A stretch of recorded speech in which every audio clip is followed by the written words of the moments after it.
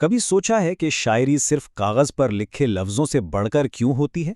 असल में ना शायरों के पास एक पूरा टूल किट होता है, कुछ खास औजार होते हैं जिनसे वो जादू जगाते हैं। तो आइए आज शायरी के इन्हीं अनासिर को खोल कर देखते हैं। अच्छा, इसको ऐसे सोचें कि शायर जो है ना वो एक ऑर्केस्ट्रा का कंडक्टर है। उसका हर लफ्ज़, हर टेक्निक एक म्यूज़िकल इंस्ट्रूमेंट की तरह है। बिल्कुल वैसे ही जैसे वायलिन की धुन सुनकर उदासी छा जाती है या ड्रम की थाप से जोश आ जाता है, शायर भी इन्हीं पोएटिक डिवाइसेस का इस्तेमाल करके हमारे अंदर वो गहरे एहसासात जगाते हैं जो जो आम सीधी-सादी बातों से मुमकिन ही नहीं। तो चलें फिर इस ऑर्केस्ट्रा के हर साज को जरा करीब से देखते हैं। हम पहले एक एक इंस्ट्रूमेंट को समझेंगे और फिर देखेंगे कि शायर इन सबको मिलाकर एक ऐसी लाजवाब धुन यानी नज़म कैसे बनाता है जो हमेशा याद रह जाए। तो चलिए सबसे पहली किस्म के आलात को देखते हैं, वो डिवाइसेस जो ख्यालात को कंपेयर करके और जोड़कर हमारे जहन में बिल्कुल साफ तस्वीरें बना देती हैं। शायरी में जब चीज़ों को कंपेयर किया जाता है ना तो उसके दो बड़े ताकतवर तरीके हैं, सिमिली और मेटाफोर। सिमिली बहुत सीधा साधा है, ये जैसा या की तरह जैसे अल्फाज इस्तेमाल करता है। मसलन उसके बाजू लोहे की सलाखों की तरह मजबूत हैं, ठीक है। लेकिन मेटाफोर, ओहो, ये तो एक कदम आगे की चीज़ है। ये नहीं कहता कि एक चीज़ दूसरी जैसी है, ये कहता है एक चीज़ दूसरी चीज़ ही है। जैसे वो महफिल का चांद था, अब देखें यहाँ वो शख्स चांद जैसा नहीं है, वो तो चांद ही बन गया है। ये कितना गहरा और पावरफुल कंपैरिजन है। अब दो और मजेदार डिवाइसेस देखते हैं। पर्सोनिफिकेशन, यानी किसी बेजान चीज को इंसानों जैसी खुसूसियात देना। जैसे हम कहते हैं ना, आज बादल रो रहे हैं। भाई बादल असल में तो नहीं रोते, लेकिन ये जुमला बारिश की उदासी को महसूस करवाता है। दूसरी तरफ है इमेजरी, यानी मंजरकशी। इसमें ऐसे अल्फाज इस्तेमाल होते हैं जो हमारी पांचों सेंसेस को जगा दें।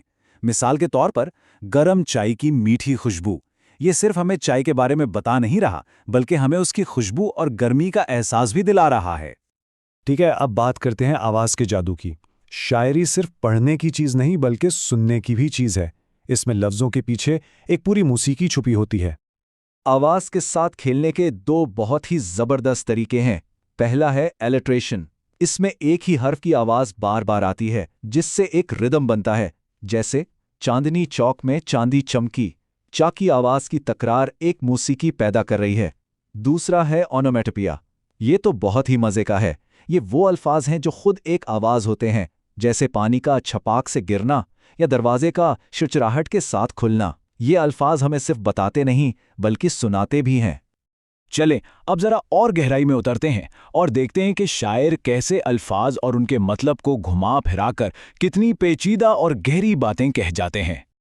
हाइपरबोल, यानी मुबालगा आराई। ये बात को बढ़ा चढ़ाकर कहने का फन है। जब कोई कहता है मैं भूख से मरा जा रहा हूं, तो वो असल में मर तो नहीं रहा होता, लेकिन उससे उसकी भूख की शिद्दत का अंदाजा होता है। और उसके बिल्कुल उलट है ऑक्सीमोरॉन। इसमें दो बिल्कुल मुखालिफ लफ्जों को एक साथ जोड़ दिया जाता है, जैसे खुली हकीकत यानी ओपन सीक्रेट या मीठा दर्द।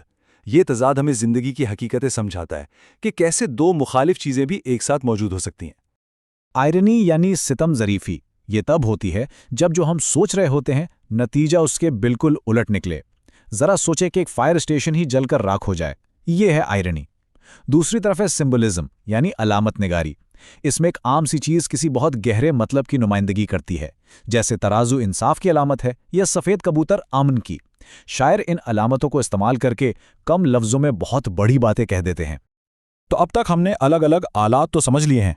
अब देखते हैं कि वो कौन से नक्शे या स्ट्रक्चर्स हैं जिन्हें इस्तेमाल करके शायर अपनी पूरी नज़्म की इमारत खड़ी करते हैं। मोटे तौर पर शायरी की तीन बड़ी किस्में हैं। नैरेटिव नज़में जो कहानियां सुनाती हैं, लिरिकल नज़में जो जज्बात का इजहार करती हैं, और डिस्क्रिप्टिव नज़में जो लफ्ज़ों से तस्वीरें खींचती हैं। कहानी सुनाने वाली नज़मों में दो किस्में बहुत मशहूर हैं। एक है बैलेड, ये बिल्कुल किसी लोकगीत की तरह होती है जो मोहब्बत, बहादुरी या धोखे की कोई कहानी सुनाती है। इसकी धुन बहुत सादा और याद रह जाने वाली होती है। दूसरी तरफ है एपिक, ये एक बहुत बड़ी लंबी नज़म होती है जो किसी हीरो की अजीम जंगों और सफ़र की दास्तान बयान करती है, जैसे पुराने ज़माने की रज़्मिया दास्तानें। अब आते हैं जज्बाती शायरी यानी लिरिकल पोइट्री पर। इसमें सोनेट एक चैलेंज की तरह है। ये सिर्फ 14 लाइनों की एक नज़म होती है जिसके सख्त उसूल होते हैं और शायर को उन्हीं उसूलों में रहकर अपना ख्याल मुकम्मल करना होता है। दूसरी तरफ लिरिक शायरी तो सीधी दिल की आवाज़ है। ये एक छोटी मौसीकी से भरी नज़म होती है जो शायर के ज़ाती दुख, खुशी या मोहब्बत को बिना किसी लाग लपेट के बयान करती है। और आखिर में दो और जज्बाती किस्में। एक है एलर्जी यानी मरसिया। ये किसी प्यारे के बिछड़ जाने पर लिखे गए आंसू हैं। ये गम और यादों की शायरी है। और इसके बिल्कुल बरक्स है ओड यानी कसीदा। ये किसी चीज की शान में लिखा गया एक नगमा है।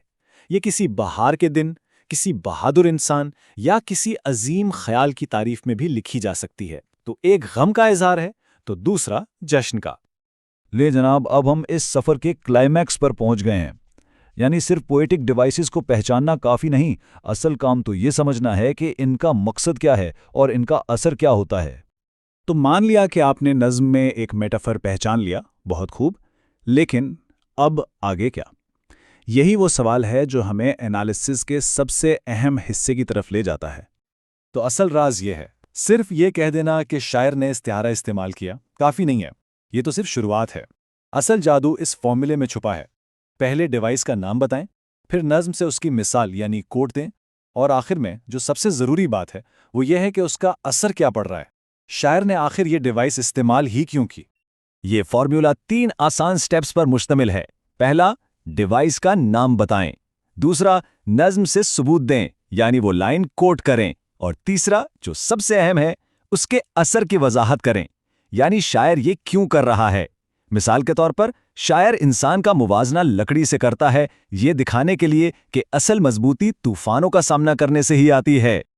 यहाँ हम देख सकते हैं कि ये सब टुकड़े एक साथ कैसे जुड़ते हैं। एक नज़्म सिर्फ लफ्ज़ों का ढेर नहीं होती, बल्कि एक मुकम्मल मशीन की तरह है।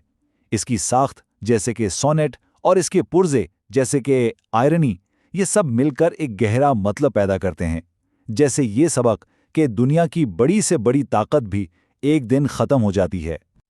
और सबसे अहम बात ये याद रखने की है कि ये जितने भी औजार हैं ना, इन सब का एक ही मकसद है, पढ़ने वाले के दिल में कोई जज्बा पैदा करना या उसकी आंखों के सामने कोई तस्वीर खींच देना। तो शायरी का ये टूल किट अब आपके सामने खुला है। अब आपकी बारी है। इन औजारों को अपने आसपास तलाश करें। क्या आप इन्हें अपने पसंदीदा गाने के बोलों में सुन सकते हैं, किसी लीडर की तकरीर में महसूस कर सकते हैं, या अपनी पसंदीदा कहानी में ढूंढ सकते हैं। शायरी सिर्फ किताबों में नहीं, हमारी जिंदगी में हर जगह मौजूद है।